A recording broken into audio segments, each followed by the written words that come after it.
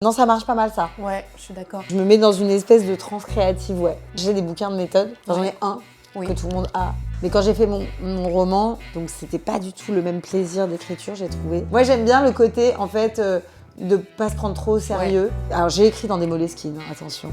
Et chaque carnet me raconte une histoire et m'excite un peu. Mais je garde toujours avec moi un carnet dans lequel parfois j'écris au fil de la plume un truc tu vois, que je trouve froid à mettre sur l'ordi, où l'idée vient pas bien. Et je sais qu'en écrivant, il y a le mouvement du stylo, machin. Ça permet de dérouler un peu plus, je trouve, l'inconscient. Bienvenue sur La Plume, le podcast sur l'écriture et la créativité. Pas l'écriture parfaite, l'écriture vivante. Celle qui démarre dans un carnet, dans un rêve, dans un vertige ou une urgence. Je suis Laurence Vessière, actrice, autrice. Et dans chaque épisode, je reçois quelqu'un qui a suivi sa plume jusqu'au bout. Aujourd'hui, je reçois Judith Margolin, comédienne, autrice de pièces et de romans, DJ de Boom et cofondatrice du Champagne Cabaret Club que nous avons créé ensemble. On parle de comment l'Amérique du Sud lui a ouvert la porte de l'écriture, oui, vous avez bien entendu, de son rituel pour s'y mettre, de l'importance d'une vue dégagée, du meilleur café de Paris pour écrire, du cadeau qu'elle se fait tous les jours où elle écrit et de la musique qu'elle a écoutée en composant sa nouvelle pièce. Et on vous explique ce qu'est le Champagne Cabaret Club parce que ça mérite d'être raconté. Alors bonne écoute avec Judith Margolin. Bonjour Judith Margolin. Bonjour Laurence Vessière. Eh bien, je suis ravie de t'accueillir sur La Plume. Je suis ravie d'être là. Donc nous, on se connaît déjà parce que nous sommes les cofondatrices du Champagne Cabaret Club, qui est une scène qui propose toutes sortes d'univers émotionnels, donc aussi bien de la musique, de l'effet burlesque, du stand-up, mais aussi du seul en scène théâtrale. Et donc, ce sont des scènes que vous pouvez retrouver sur notre page Instagram, Champagne Cabaret Club. Nous, on est là aujourd'hui pour parler d'écriture, parce que tu es comédienne, tu es autrice, tu es DJ, tu es quoi d'autre encore ? Je ne sais pas, je suis... artiste complète. Oui, voilà, je suis porteuse de vêtements à paillettes, très régulièrement. C'est vrai ? Exactement. Aussi. Ok. Comment est-ce que tu es arrivée à l'écriture ? D'abord par des mails. Ok. Par des mails, parce que je suis partie plusieurs fois en Amérique latine, des longues périodes, 1 mois, 2 mois. Voilà, je suis partie au Pérou, je suis partie en Argentine et au Brésil. Et notamment quand j'étais en Argentine et au Brésil, j'étais seule, donc pendant 2 mois. Et sur ma route, voilà, j'aimais bien me poser dans un café internet. À l'époque, c'était vraiment genre, je suis partie, j'avais un BlackBerry qui marchait pas là-bas. Donc, il n'y avait pas ce truc de pouvoir être tout le temps connecté au monde extérieur. Donc, j'allais dans des cafés et j'écrivais des mails sous la forme un peu Bridget Jones en vacances. J'aimais bien raconter de façon drôle toutes les galères qui peuvent arriver pendant un voyage et toutes les fois où j'aurais voulu que ça soit extraordinaire et où en fait il pleuvait, où en fait je me suis cassé la gueule, je me suis fait poursuivre par des chiens errants. Et j'aimais bien raconter ça. Je faisais des très longs mails, je passais genre 4 ou 5 heures dans le café, internet parfois. Ouais, vraiment, je voyais pas le temps passer et tout. Et en fait, les gens les lisaient, enfin j'envoyais à un gros groupe de gens. Et puis au bout d'un moment, ils transféraient à des gens qui ne me connaissaient pas. Et tout le monde disait « Ah, mais tes mails sont hilarants, tu devrais en faire quelque chose » et tout ça, machin. Donc, c'était un peu la première, sans le savoir, la première étape. Ok. Ça, c'était à combien de temps, à peu près ? Ça, c'était quand j'avais... c'était il y a une petite vingtaine d'années. Ah ouais. Les premiers mails. Ouais, quand je suis partie au Pérou, j'avais 24 ans, j'en ai 44. Voilà, je dis la vérité. C'est politique de dire son âge. Voilà. Et donc ouais, c'était il y a 20 ans. Et après, je suis partie au Brésil solo, j'avais 28 ans, un truc comme ça. Donc ouais, ça fait un bail. Ouais. Et après, comment est-ce que tu as commencé à écrire des choses professionnelles ? Enfin, du moins, je mets des guillemets professionnels parce qu'aujourd'hui, on fait tellement de choses qui sont professionnelles, mais qui ne sont pas forcément payées ou reconnues en tant que telles. Aussi bien pour Instagram, YouTube, etc. Mais en tout cas, tu produis plein de choses. Et donc, à quel moment ça s'est transformé à quelque chose de plus artistique ? Eh ben, en fait, je suis rentrée dans un training d'acteur que tu connais, qui s'appelle le training des frigos, Ouvre tes ailes, avec James Joyce, qui était le coach. enfin qui l'est toujours.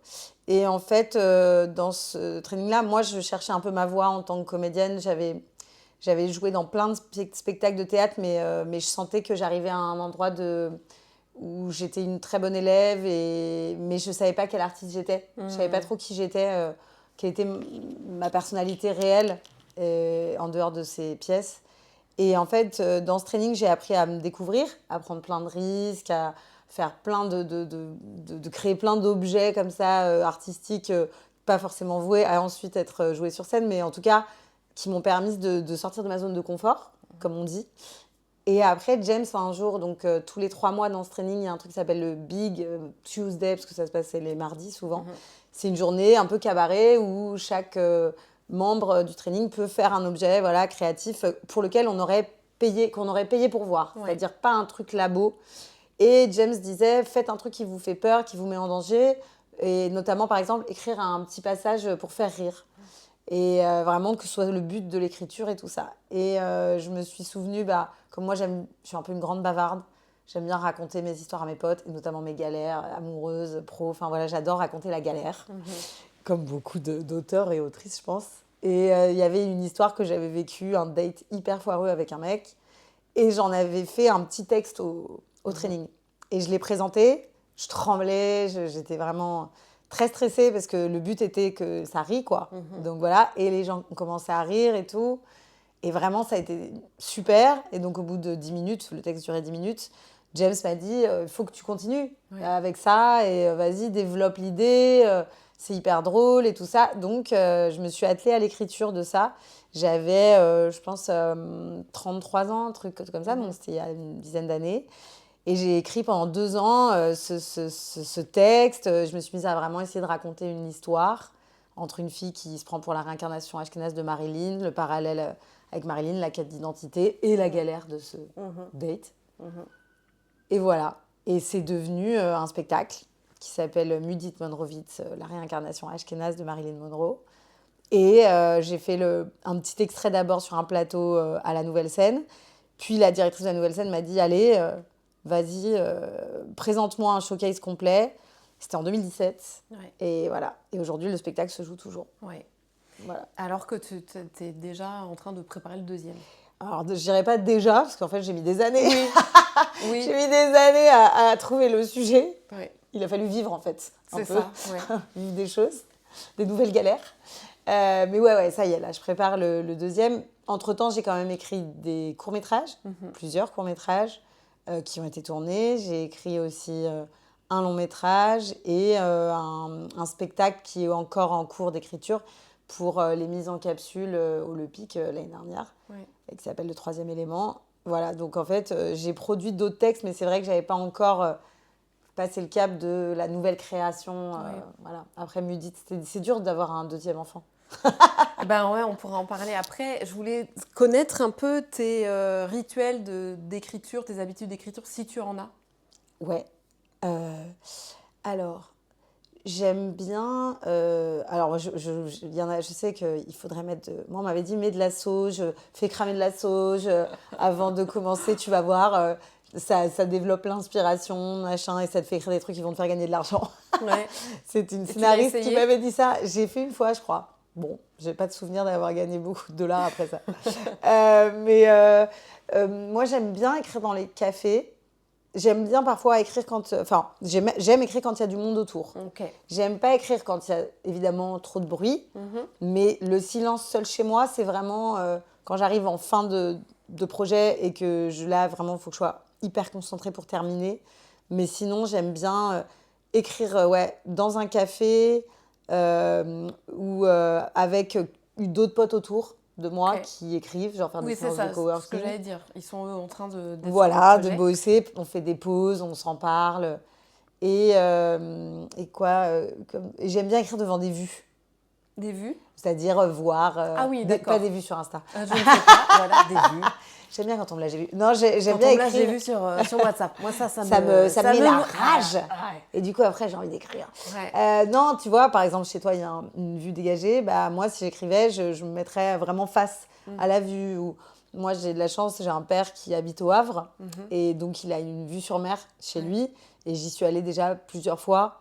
Oui, parce que je ne l'ai pas dit aussi, j'ai écrit un roman qui va sortir l'année prochaine. J'avais oublié ce petit détail qui m'a bien fait souffrir quand même en écriture. Mais voilà, je suis allée beaucoup écrire, par exemple, ce livre. J'ai vraiment mis un bureau devant la mer et je ne sais pas comment dire, j'ai besoin d'avoir une perspective d'ouverture, ça m'aide. Voilà. Génial. Ok. Ouais. Est-ce que, comme beaucoup d'artistes, connais-tu ce qu'on appelle la résistance ? Je ne vois pas de quoi vous parlez. Ouais. Alors, à quoi est-ce que... Alors moi, si tu veux que je te dise de quoi je parle, c'est moi, je sais que j'essaie un peu de truquer mon cerveau. C'est-à-dire qu'il y a des fois où j'arrive facilement à écrire chez moi, ça va. Mais il y a d'autres fois où le fait d'être chez moi, je vais me mettre à faire le ménage, à ranger à l'intérieur d'un tiroir. Bien sûr. Et là, je me vois... alors, je ne parle même pas d'aller sur Instagram.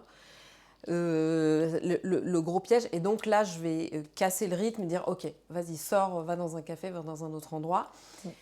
Et moi, je trouve le souci un peu du café, c'est qu'il faut y aller à des horaires où tu sais que tu ne vas pas bloquer le service. Parce qu'en gros, des fois, à 11h45, ils te disent, bon, là, moi, j'ai trouvé un tabac, moi.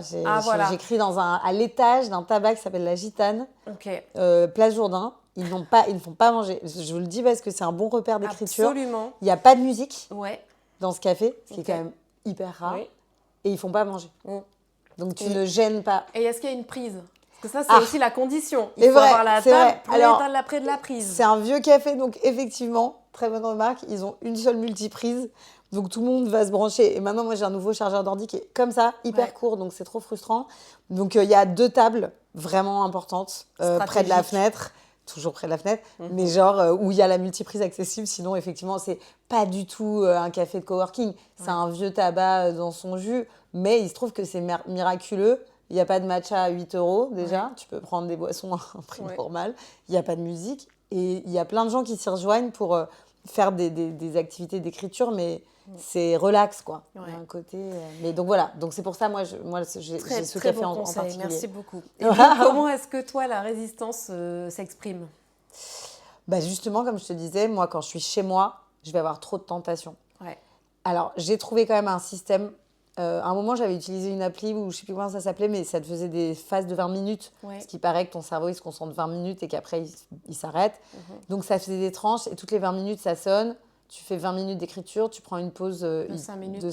C'est la technique Pomodoro ? Ouais, voilà, c'est ça. C'est ça, 25 minutes et 5 minutes. C'est ça. Et ça, je l'avais fait un moment. Et puis après, j'en ai eu marre. Parce que je connaissais trop le système. Ouais, c'est ça. Après, le cerveau, il t'habitue. Le cerveau, tu te fais plus la surprise de c'est déjà la pause et tout. Et non, après, je mets mon téléphone en concentration, en mode concentration, et je me mets un timer quand même d'1 heure. Souvent, je fais ça.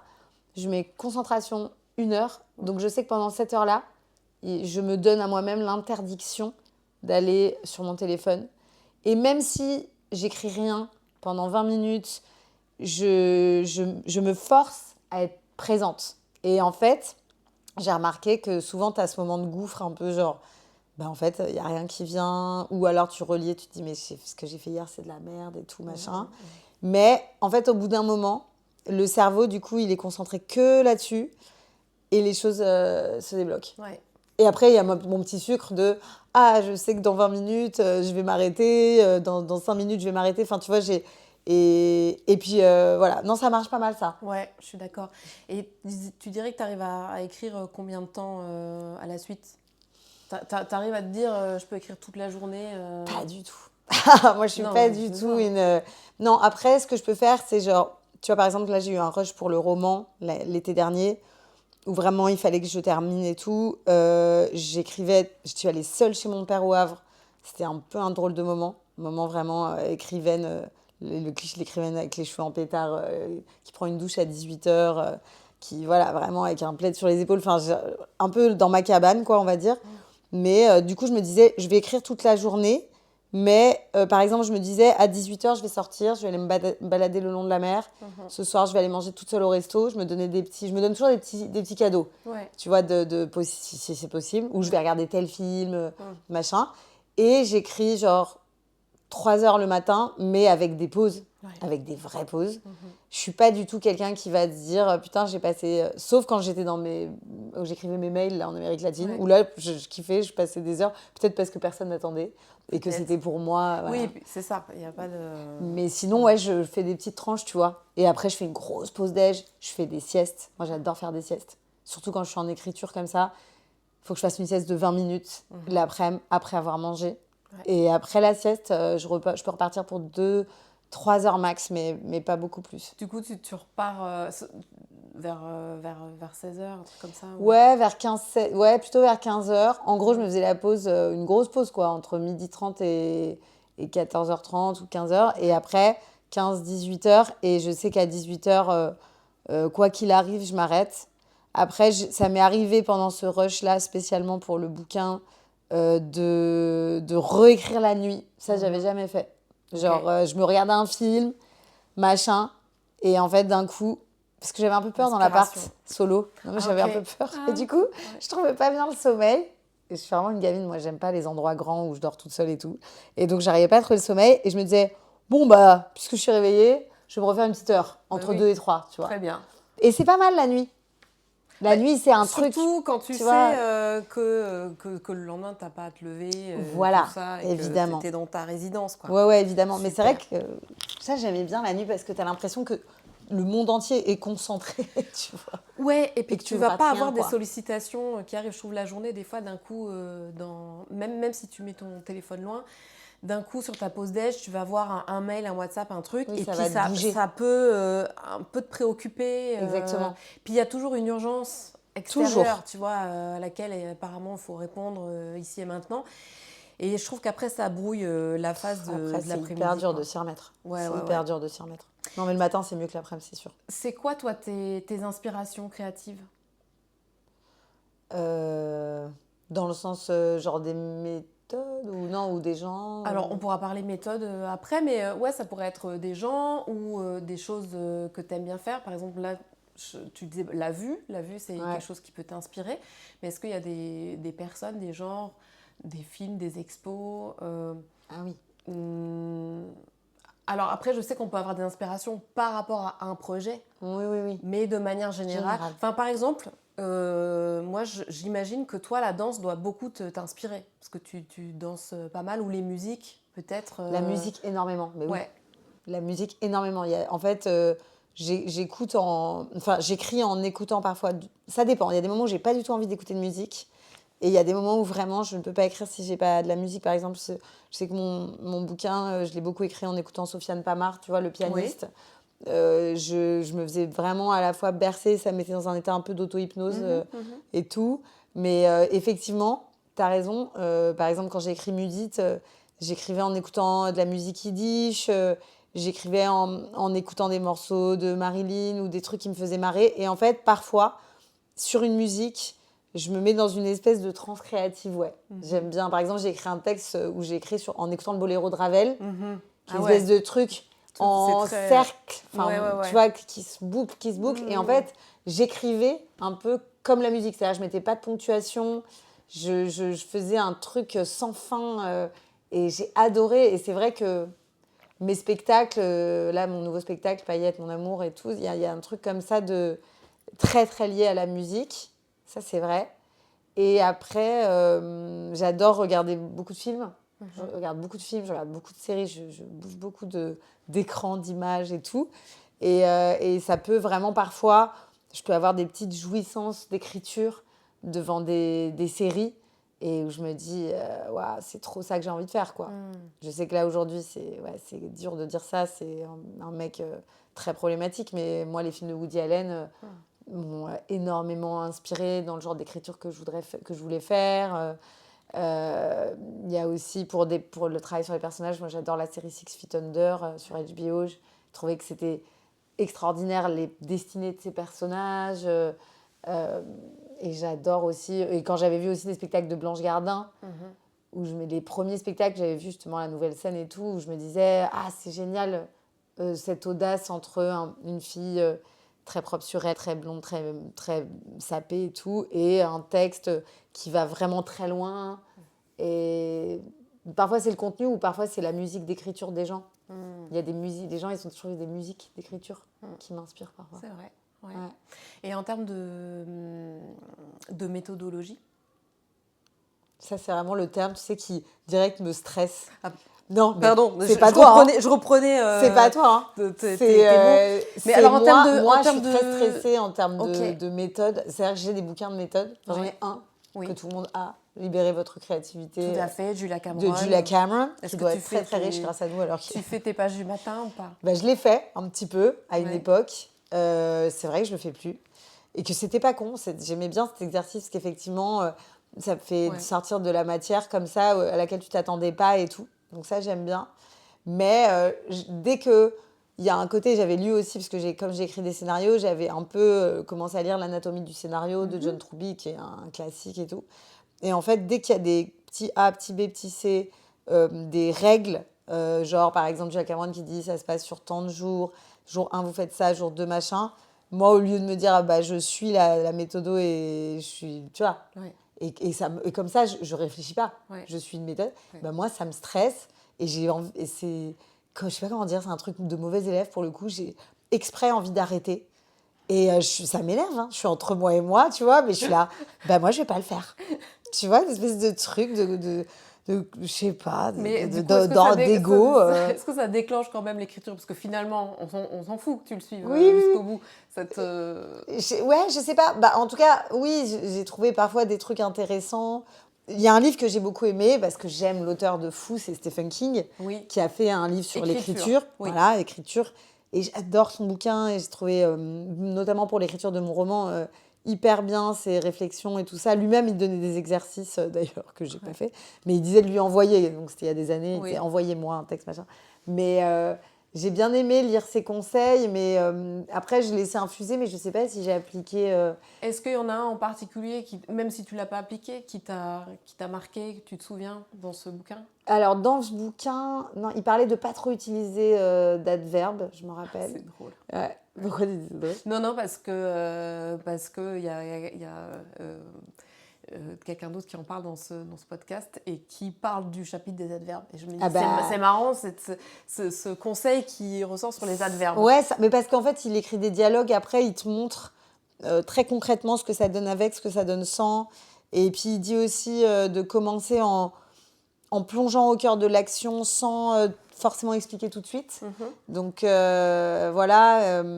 Et puis, les dit-elle, dit-il, de faire gaffe à pas tout le temps, de trouver d'autres termes, etc. Donc, j'aimais bien parce que son livre était extrêmement concret. Mais ça, c'est pour l'écriture, je trouve, littéraire, enfin de livres. Ouais. Mais pour le théâtre, alors déjà, moi, pour le ciné, j'ai souvent écrit à deux. J'ai beaucoup écrit avec une scénariste avec qui je vais sûrement encore écrire, qui s'appelle Élise Benroubi. Et qui aujourd'hui est showrunneuse de la série la saison 3 d'En Thérapie, qui a écrit beaucoup de choses. Et voilà, et avec Élise, elle m'expliquait comment structurer, mais en direct. Tu vois, on le faisait pendant qu'on le faisait. Ça, j'aime bien. Quand on m'explique un truc, mais que je suis déjà en train de le faire, ça me plaît. Ce qui me plaît pas parfois, c'est le côté il faut que tu fasses ça et après t'écriras. Moi, j'ai besoin d'être déjà dans l'écriture et après de comprendre en fait en le faisant. Oui.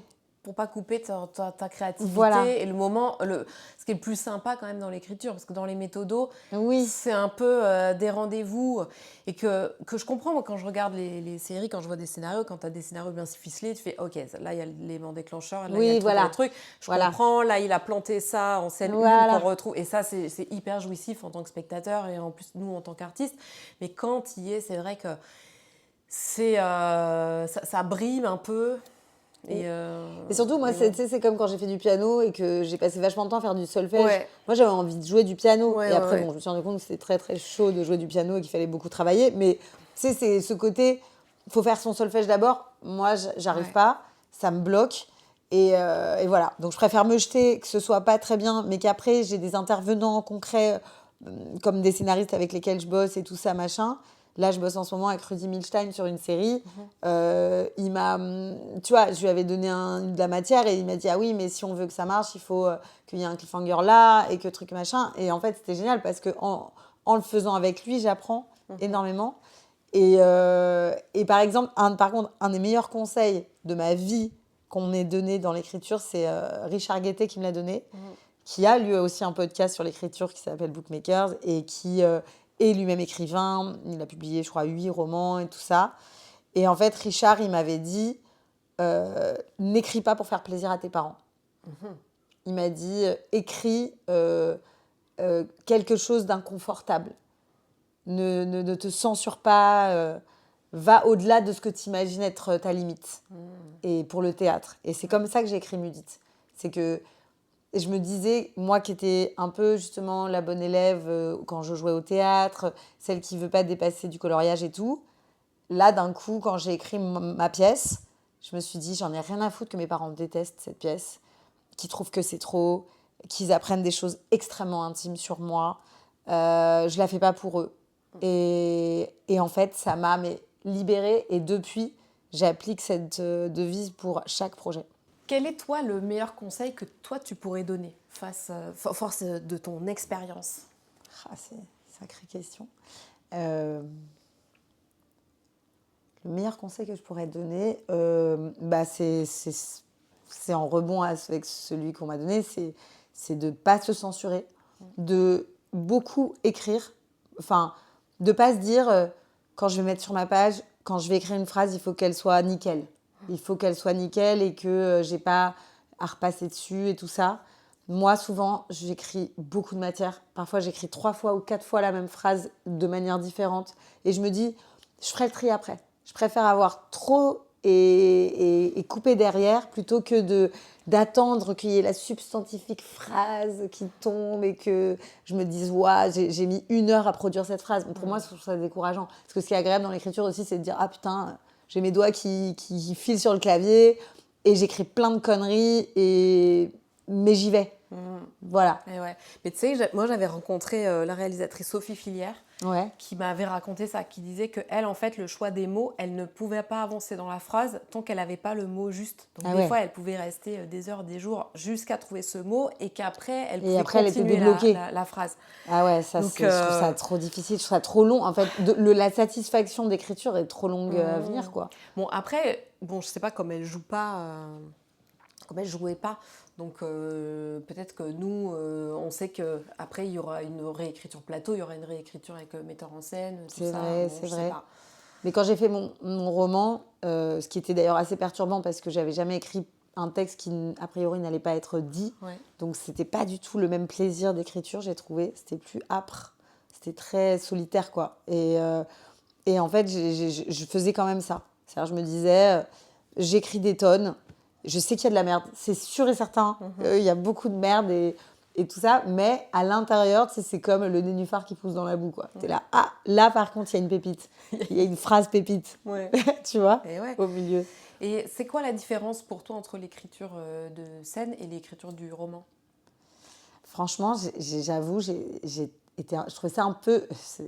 Mon éditrice, je l'adore et elle a trop bien fait de me pousser et tout, mais j'ai trouvé ça triste, j'ai trouvé ça dur, l'écriture d'un roman. J'ai trouvé que c'était vraiment un face-à-face avec soi-même, sachant que tu te dis la suite, ça appartiendra aux gens, mais je ne la contrôlerai pas. Peut-être que c'est mon obsession du contrôle qui fait que je me dis, quand j'écris un texte de théâtre ou un film ou une pièce, je me dis, je saurais comment le jouer. Même si là, sur le papier, quand les gens vont le lire, vont se dire peut-être... c'est un peu abusé ou je comprends pas la blague, je sais que je pourrais donner une dimension en plus au texte. Alors que là, tu te dis, c'est comme un texto mal interprété, tu vois. Tu te dis, ça se trouve, mon roman, les gens vont le lire et ils vont pas capter le second degré que j'ai voulu mettre là. J'aurais dû mettre des emojis. Oui, voilà, et tu peux pas. Ou alors, pas dans celui-là, en tout cas. Et j'y penserais, tiens, j'en parlais à mon éditrice. C'est trop drôle, même un petit emoji à la fin, petit emoji clin d'œil. Mais tu vois, du coup, j'ai trouvé ça très dur parce que je me disais, putain, normalement, quand j'écris, il y a un deuxième élan derrière. Je sais que c'est qu'une première partie. L'écriture va me faire aboutir à cette petite fête qui est d'être sur scène. Alors que là, tu dis, une fois que le livre est terminé, il va partir dans les mains des gens et je ne saurais pas ce qu'ils en ont pensé, ou peut-être un peu plus tard, ou si ça marche très très bien, peut-être que je le saurai. Mais voilà, et j'ai plein de potes en plus qui vont dans des salons et qui attendent désespérément 3 pauvres pélos pour qu'ils signent leur bouquin, et tu peux passer ta journée dans un salon avec ta pile de livres et il se passe rien. Je trouve ça dur. En fait, pour moi, les perspectives de projection sont dures et l'écriture est vraiment un face-à-face. Moi, j'ai vécu ça comme un truc, presque un match de boxe avec moi-même et tout.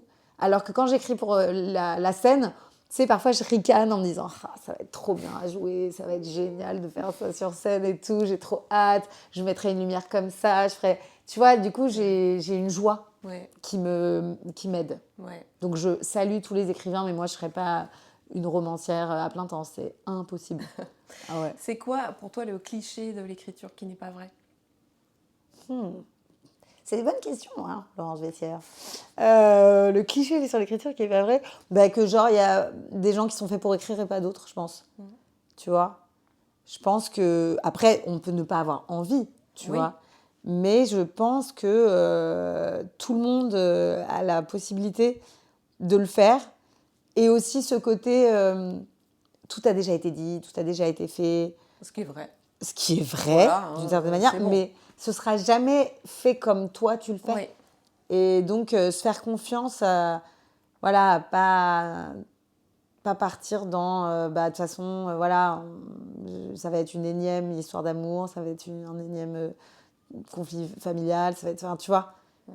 Donc, de ne pas se dire, je ne suis pas fait pour écrire, si ça te démange et si tu en as envie, il y a complètement moyen que ça plaise à quelqu'un et ne serait-ce qu'à toi, tu vois.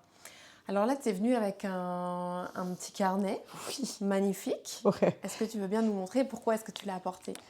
Bah, c'est pas le carnet, mais c'est un des carnets, parce que voilà, que celui-là, on me l'a offert, hein, je tiens à le dire, avec un stylo tout à fait sobre et simple, qui ne résume pas du tout les problématiques dans une petite pochette quand on se balade dans la rue. Ouais, c'est ça, et puis qui peut servir un peu de doudou quand on est stressé, justement, qu'on ne trouve pas la bonne phrase. Mais n'empêche que je trouve ça vachement important d'avoir des carnets et des stylos qui nous font plaisir, qui nous apportent de la joie. Ah ouais. Alors, soit ça, ou soit au contraire d'avoir des trucs complètement de brouillon où tu t'en fous de raturer. Et en fait, ah bah ouais, moi je m'en fous de raturer. Tout ce qui te fait plaisir et qui va t'aider, fais-le, quoi. Ouais. Donc ça, c'est un des carnets. C'est un des carnets. Moi, j'aime bien avoir un carnet avec un style différent pour chaque projet. Ouais. Tu vois, donc ça, c'est un carnet un peu de notes où j'ai pris des notes aussi pour mon spectacle Paillettes mon amour et un autre. Mais c'est des notes. Mais voilà, je l'adore parce que à chaque fois que je le prends, j'ai envie d'écrire dedans. Voilà, il brille, il est un peu hologramme, il raconte tous mes problèmes sur le fait de grandir. Alors pour ceux qui juste nous écoutent et qui ne regardent pas, donc tu peux le décrire un peu? Bah, il est rose, couverture cartonnée, avec plein de petits cœurs à l'envers et à l'endroit. Et un peu en hologramme, un peu en hologramme, entre les cœurs, ça brille. Champagne rosé, on peut dire. Champagne rosé. Champagne rosé. Exactement. Et le stylo, c'est un stylo violet, lilas, surmonté d'un gros pompon tout doux, mais vraiment énorme. On peut qualifier ce stylo d'un peu ridicule selon les points de vue, mais moi, je l'aime beaucoup. Moi, j'aime bien le côté, en fait, de ne pas se prendre trop au sérieux. Ouais. Moi, le côté... Alors, j'ai écrit dans des Moleskine, hein, attention. J'ai eu des Moleskine noirs, la couverture en cuir. Et tu n'étais pas à l'abri d'y retourner? Je n'étais pas à l'abri d'y retourner. Voilà, si on a un sponsor, on veut bien. On veut bien être sponsorisé par Moleskine. Le papier glisse très bien et tout ça. Mais c'est vrai que j'aime bien me dire, tiens, cette ambiance-là, c'est pour ce spectacle-là. Oui. Cette ambiance-là, c'est pour parce que j'écris souvent plusieurs choses en même temps. Donc, j'aime bien avoir plusieurs carnets pour plusieurs projets. Et chaque carnet me raconte une histoire et m'excite un peu. Parce que, après, j'avoue que j'écris de plus en plus directement à l'ordi. De plus en plus. Et parce que les copier-coller, les machins, c'est quand même quelque chose. Mais je garde toujours avec moi un carnet dans lequel, parfois, j'écris au fil de la plume un truc, tu vois, que je trouve froid à mettre sur l'ordi, où l'idée vient pas bien. Et je sais qu'en écrivant, il y a le mouvement du stylo, machin. Ça permet de dérouler un peu plus, je trouve, l'inconscient. Et donc, celui-là, tu l'as apporté en particulier parce que c'est le carnet du moment. Voilà, c'est le carnet du moment. Après, j'ai le carnet de Mudit que j'adore, où je vois toute la progression du spectacle. En fait, je me relis le carnet comme un peu un album photo, où je vois les premières notes, puis je vois des bouts de texte, puis je vois, point d'interrogation, où le placer. D'un coup, je vois, quand j'ai eu une idée fondatrice, mais en fait, ça va être le date avec machin. Enfin, tu vois, je vois, et ça me fait trop kiffer, sachant que le spectacle a eu une super belle vie, de me dire, c'est passé comme ça dans ma tête. J'ai pu voir. Alors que sur l'ordi, comme à la fin, finalement, tu gardes pas tes brouillons, tu vois que le truc finalisé, t'as pas la progression. C'est ça, puis qu'après, quand tu te relances sur le projet d'après, y a ce truc un peu décourageant de dire bah là j'avais tout compris, pourquoi là j'arrive plus. Ouais. Moi il m'arrive des fois d'acheter des carnets juste parce que je les trouve beaux et un jour ils sont dans mon placard, ils servent à rien, et un jour tu ouvres le placard, tu fais ça y est, c'est le moment. Ils attendent. Voilà, il y a ce projet là, il y a ce carnet, et c'est le mariage, c'est aujourd'hui. C'est ça. Ça j'aime bien moi aussi, en avoir d'avance un petit peu. Ça c'est très cool. Et donc là, tu as écrit plusieurs projets. Là, tu es en train de finaliser ton deuxième seul en scène. Quelle différence tu fais entre l'écriture du premier et du deuxième seul en scène ? Que des bonnes questions. La différence... celui-là, il a été différent, effectivement, parce que, notamment avec notre cabaret, le champagne et tout, j'avais écrit des textes qui étaient des textes qui se bouclaient. Ouais. Et je ne savais pas ce que j'en ferais. Je les écrivais et je me disais, comme j'ai une deadline, il faut que je joue un nouveau texte, donc j'écris un nouveau texte. Donc, c'est parti d'abord de textes éparpillés qui n'avaient pas forcément un lien. Alors que Mudit, c'était une histoire fondatrice autour duquel j'ai tissé toute une trame. Et l'angle, je l'avais trouvé assez rapidement. Réincarnation Ashkénaze de Marilyn Monroe, ça m'a énormément aidée. Ça aussi, c'est un conseil qu'on m'avait donné, de trouver un angle, d'avoir un... Voilà, c'est comme les journalistes quand ils font un article, quoi. Sous quel angle tu abordes ton spectacle. Et donc voilà. Et pour le deuxième, ça a été beaucoup plus galère. Je ne trouvais pas l'angle. Je me disais, est-ce que c'est l'histoire d'une fille ? Parce que à l'époque, pendant plusieurs années, je ne suis pas retombée amoureuse. Donc je disais, est-ce que c'est l'histoire d'une fille qui ne tombe plus amoureuse ? Mais comment je peux faire pour que ce texte-là rentre dans cette histoire-là ? Puis j'essayais des trucs et c'était un peu artificiel et ça ne marchait pas. Et après, en fait, il m'est arrivé une anecdote de vie assez intense. Je me suis lancée dans un projet de maternité qui a été contrarié parce que jusqu'ici, il n'a pas fonctionné. Mais du coup, je suis rentrée dans le monde merveilleux des fausses couches, de la PMA, etc. Et ça m'a ouvert non seulement c'était dur, donc j'avais besoin... Moi, souvent, quand c'est dur, j'ai besoin de l'écrire. Pas tout de suite, mais au bout d'un moment, ça m'aide vachement. Comme beaucoup, à réparer un peu. Et donc, je me suis dit, bon, ok, c'est ça mon angle. L'histoire d'une fille qui est DJ et qui va vivre un gros échec caché derrière la lumière. Elle doit tout le temps renvoyer de la lumière aux gens, et alors qu'à l'intérieur d'elle, c'est la pluie, c'est le chagrin. Et une fois que j'avais trouvé cet angle-là, j'ai rassemblé certains textes que j'avais écrits en me disant, tiens, ceux-là, ils rentrent pas. Et après, j'ai écrit la chronologie de mon parcours, mais en essayant de partir aussi parfois dans des délires. Moi, j'aime bien l'univers du conte, donc j'aime pas écrire trop documentaire. D'un coup, il y a une scène où je m'adresse à une forêt. On a un dialogue toutes les deux, voilà, parce que je me sens perdue et que pour moi, les héroïnes de contes de fées se perdent dans la forêt. Donc, voilà. Et donc, ça a été beaucoup plus, tu sais, comme une mosaïque où je ne captais pas le dessin. J'ai mis un temps fou à capter le dessin et je remercie aussi Stéphane Corbin, qui est le metteur en scène de ce spectacle, de ce futur spectacle, qui m'a énormément aidée. On a fait la méthode des post-it, la fameuse, tu vois. On a écrit toutes les idées que j'avais et on regardait les post-it, on disait ça va là, ça va là. Et ça, avec Mudit, je n'avais pas du tout fait, tu vois. J'avais écrit un peu comme ça, au fil de la plume un peu. Mais en faisant des petites listes avant quand même de trucs à raconter. Mais disons que Mudit, ça a été plus fluide. Là, ça a été plus... Puis j'avais le stress de faire un moins bon spectacle. Je me disais, ça va être moins drôle, ça va être moins bien. Les gens ont aimé celui-là, ils vont comparer avec l'autre et ils vont le trouver nul. Enfin, et ça m'a beaucoup freinée pendant pas mal de temps. Et comment tu as réussi à dépasser ça ? Grâce à l'intervention à la fois de Noémie Delattre, avec qui au début j'ai travaillé sur un peu, elle était un peu script doctor. Et ensuite Stéphane Corbin, avec qui, là, pour le coup, vraiment, il m'a aidé à trouver la trame du spectacle. Parce que c'était ça qui me bloquait. En fait, je me disais, mais je ne comprends pas où ça va, tous ces textes. Et voilà. Et donc, en fait, Mudit, c'était quand même assez solitaire. Je l'ai écrit en entier sans le faire lire à personne. Tu vois, je ne faisais pas lire en étapes. Je l'ai fait lire vite fait des petits bouts et j'avais joué un petit bout. Mais alors que là, celui-là, il a été lu et relu et re-relu à chaque étape à des gens. Et ça c'est très différent. Tu vois. Alors que moi, j'avais un peu l'ego de genre, j'écrirais un nouveau chef-d'œuvre et je vous le lirai après. Pas du tout. J'ai trop galéré et donc vraiment, j'ai eu besoin de guides qui ne sont pas intervenus dans l'écriture elle-même, mais qui m'ont guidée sur ce texte-là me parle, ce texte me parle pas. Là, c'est émouvant, mais tu pourrais le formuler peut-être autrement. Essaye un autre truc, on verra. Donc, beaucoup plus accompagnée. Ok. Est-ce que tu as une phrase, un mantra par rapport à la créativité ? Ouais, je vais me répéter, hein, mais genre, n'écris pas pour faire plaisir à tes parents. Très bien. Parfait. C'est impeccable. Je vais te poser une série de questions rapides. Ok. Question en rafale. Ouais, questions en rafale, absolument. Ok. Écriture main ou ordi ? Les deux. Ok. Du soir ou du matin ? Plutôt du matin. Dans un café ou chez toi ? Dans un café. La gitane, au premier étage. À Jourdain.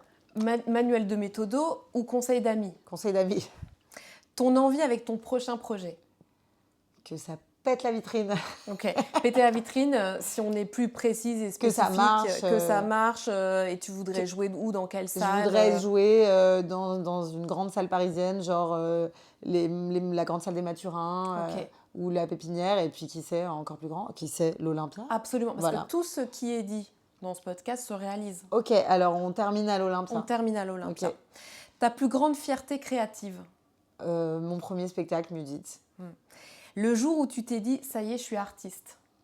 Quand j'ai joué ma première de Mudit, à la Nouvelle Scène. Ouais, à la Nouvelle Scène. Ouais, le 29 juin 2017, tu vois, c'est une date dont je me rappelle. C'est ma naissance.